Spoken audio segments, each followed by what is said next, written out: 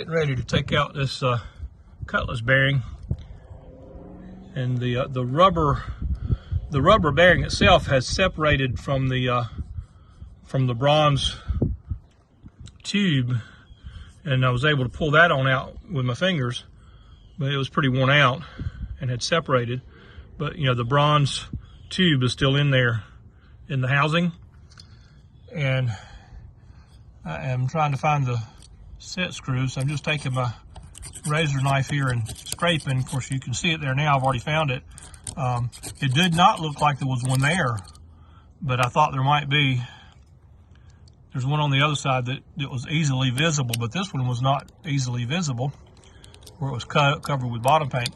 So I just used my pocket knife here, my razor knife, and scraped until I could see the outline of it.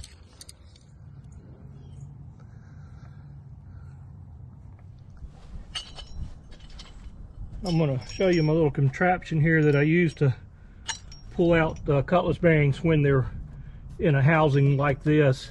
This is just put together from some random odds and ends. This is what I use to pull the cutlass bearing out. It works most of the time when you've got a situation like this where you can only get to one side of it from outside, and then the other side is in the bilge. And this is just some threaded rod with some different size pipes. This pipe right here will fit inside of the stern tube, but it's big enough to where it will still push against the bronze tube of the cutlass bearing from the inside, and I just adjust that threaded rod to whatever length I need. And then on the outside, I've got a bigger pipe that's bigger than the cutlass bearing, but yet will still rest against that shoulder of the stern tube like that. And then, so this will go inside like that, and then this goes on like that, and then I just put a series of washers and spacers like that. And then as I tighten up this nut right here, it will pull the threaded rod this way, and it will pull that tube this way with the threaded rod. And of course it goes inside of this pipe like that, pushing that cutlass bearing out into here. This cutlass bearing is a 4-inch long cutlass bearing, and most of the boats I mess with, that's what they're going to be. And so that cutlass bearing gets pushed out by this smaller tube, pushed to the inside of this tube, and then it pops out, and then I just pull the whole contraption out and the cutlass bearing comes out. That works most of the time. Once in a while, somebody's put them in with epoxy or 5200 sealant around them or who knows what, and sometimes you just can't hardly get them out, and you have to cut them out. And like I've said before, you take a hacksaw and very carefully cut through that bronze tubing on that cutlass bearing, but you don't cut into the stern tube. You may nick it a little bit, you can't help it, but you just try really carefully not to cut that stern tube. If you cut into that too much, then next thing you know, you'll be having to replace that, and that's probably $300 and something, $400 for a new one. So don't want to replace that unless we have to. Anyway, so that's what I'm working on. Okay, so that'll go through like that. Now, one thing you do have to do when you start tightening this up is you have to make sure that this pipe is centered around that cutlass bearing, so it's not pushing against the cutlass. The cutlass bearing is not pushing against the shoulder of this pipe. So you got to make sure you keep it centered so that that cutlass bearing slides into this. And that's just kind of eyeballing. I don't have anything rigged up fancy to do that with. It's more just kind of use my fingers to kind of hold it right as I start tightening that nut. And then once it starts sliding out, it gets trapped in there. From that point on, you don't even have to hold it. So I'll go on the inside of the boat and put this on the inside and tighten this nut all the way up as tight as I can get it with my fingers, and then come back out here with a wrench and do that. Sometimes the rubber hose is still connected, and so that's why the threaded rod is so long. It's because every situation is different, every boat's different. I've already got that hose off of here, so I've got a pretty short stern tube, so I didn't need very much threaded rod, but I didn't want to cut it because I used it for other things. This pipe will go on that.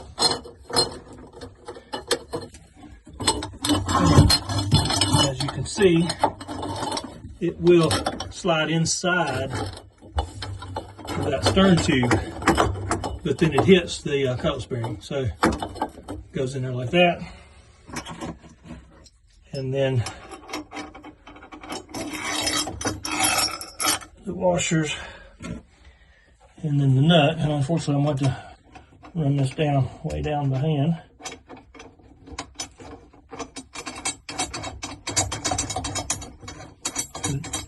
I'll just run that nut all the way down until it bottoms out against that pipe there, and then I'll go back on the outside and do what I'm doing out there. So hopefully now you can see there how it works. Threaded rod goes through where the propeller shaft would have been, and then that tube, this tube right here, fits inside of the stern tube and is pressing against the end of the cutlass bearing bronze part inside of there. And so whenever I tighten the nut up from the outside, it's going to pull all this tube that way and push that cutlass bearing out inside of that other larger tube on the outside. It's larger than the outside diameter of the cutlass bearing.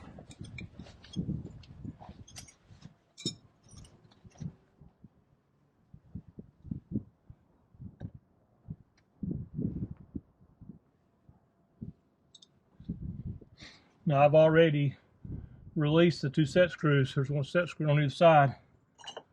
So that's already done.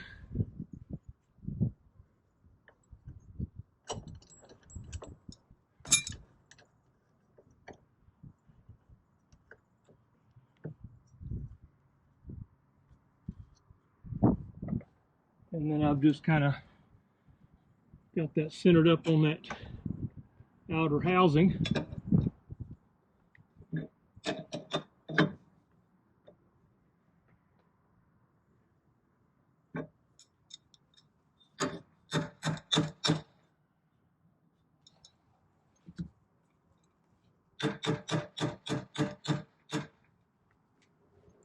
It's centered up pretty good there.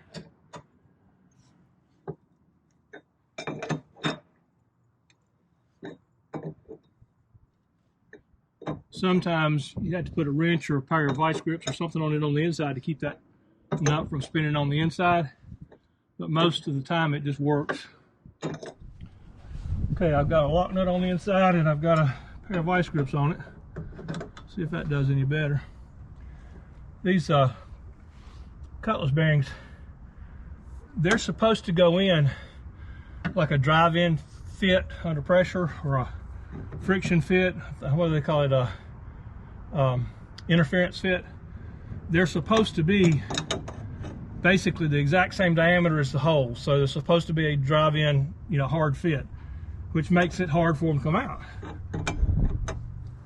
I'm going to put some penetrating oil on it from the inside because it's downhill, so that'll let it creep around it, and I'll put that around it for a few days. Maybe take these set screws out, put a little bit of penetrating oil in there, let it set for a couple days, and then I'll try this again.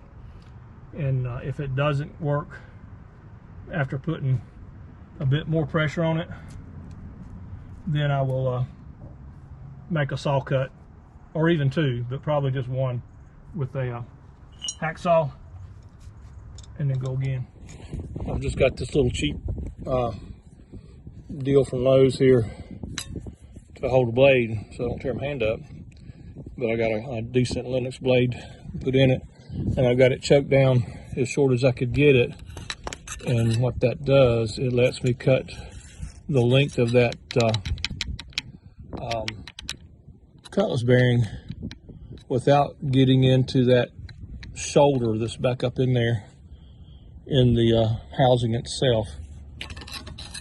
So it doesn't take too long to cut it. It's not particularly hard, but it's just a little bit tedious because you're trying to cut dead level so that you don't cut into the stern tube housing, or at least no more than you have to. Maybe like just scratch it kind of thing.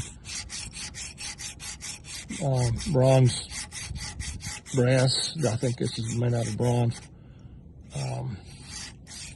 Cuts fairly easy, but hopefully that'll, if I can get it cut through, hopefully that will relieve some of the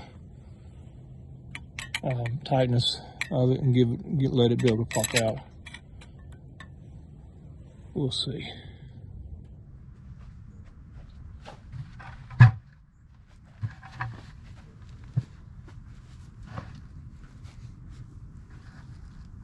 Well, I made one cut all the way through, I'm pretty sure, and the second cut I didn't cut it all the way through, but I'm gonna go ahead and try to pop this thing out. I've also had some PB Blaster down and around it, down in the cut, and I was trying to get it to break loose. But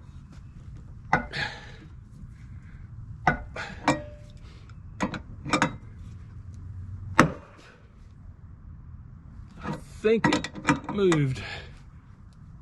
If it ever moves a little bit, it should come out.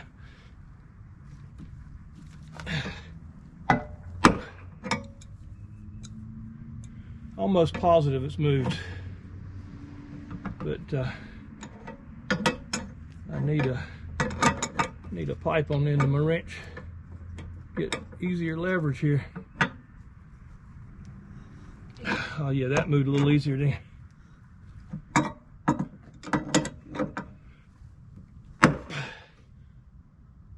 Okay, I'm almost positive it's moving now. I'm looking down in my set screw holes, and it definitely looks like it's moving. All right, maybe it'll come on out. I've got 3 washers right here so they can spin on each other like a bearing, and I put a little bit of lubrication between them so that it wouldn't gall or bind up so bad.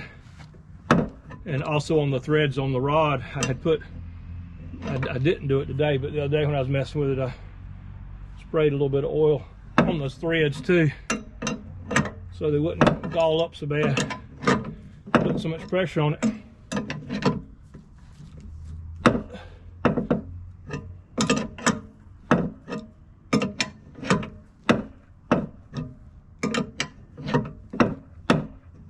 Definitely moving. I can see it moving in the hole now.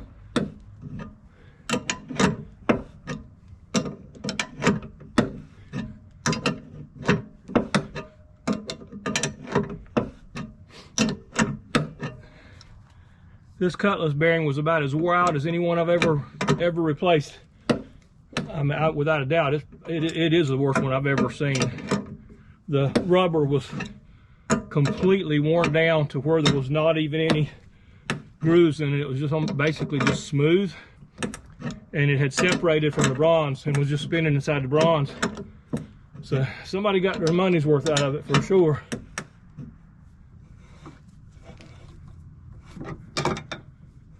Getting a lot easier now. All right, I can see the tail end of the cutlass bearing in there now, the housing, through my little set screw hole here. So I've got about 5/8 of an inch to go. That was another project I'm glad to have done.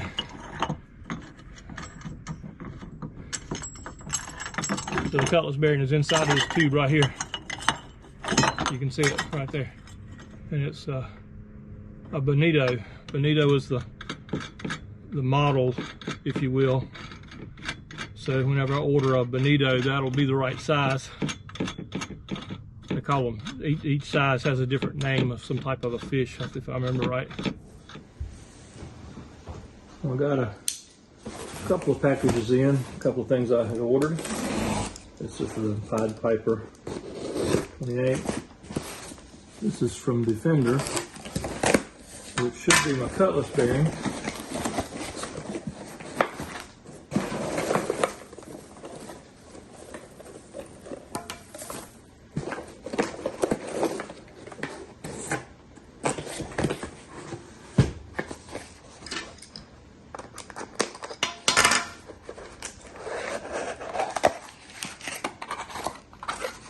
Okay, there's a new cutlass bearing.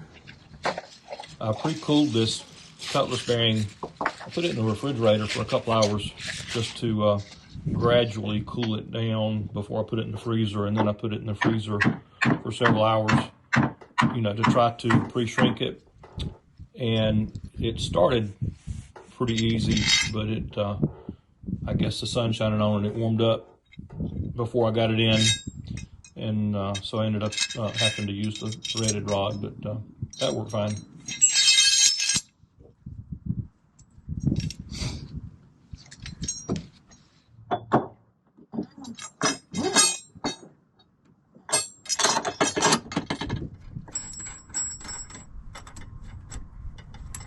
This should work, kind of in reverse the way I took it out.